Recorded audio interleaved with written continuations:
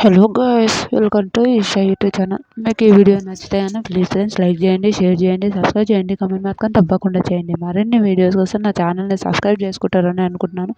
Please friends నచ్చితే please subscribe చేసుకోవచ్చు కదా. దివ్య రీతుని నామినేట్ చేశాను. నీతుని నామినేట్ చేసి చెప్తుంటుంది, రీతు నే నీ నీ గేమ్ కన్నా నా గేమ్ అంటే ఆమె గేమ్ కానీ అంత సీన్ లేదు. ఆ రోజు ఒక డ్యాన్స్ చేయడం వల్ల ఆమె సపోర్ట్ వచ్చి ఆమెకు అదేంటారు కెప్టెన్ అయినా. అది లేకపోతే అసలు కెప్టెన్ అయ్యేది కాదు. నేను 100% చెప్తాను. గేమ్ ఆడుతుందట. గేమ్ ఒకరిని తొక్కడం. ఓకే, నువ్వు ఒక రివ్యూవర్ అయితే రివ్యూవర్ లాగానే ఉంటుంది. బిగ్ బాస్లోకి వచ్చి కూడా రివ్యూ అరే ఆమె ఏం ఆడదు, ఆమెను తొక్కేయాలి ఎందుకమ్మా నీకు ఓవర్ యాక్షన్. ఈ వీక్ నువ్వు ఎట్లా ఇంటికి రావాలని అనుకున్నావు. లాస్ట్ వీక్ బిగ్ బాస్ వాళ్ళు నేను పెట్టిరు. ఎందుకు పెట్టిండ్రో మళ్ళీ నాకు కూడా అర్థం కాదు. నిఖిల్ని పంపించకుండా నిన్ను పంపించాలి, కానీ మళ్ళీ నిన్నెందుకు పంపించారో ఇప్పటి వరకు తెలియదు. ఇప్పుడు నిన్నెందుకు పెట్టారో నాకు ఇప్పుడు కూడా తెలియదు. విచిత్రంగా అనిపిస్తుంది.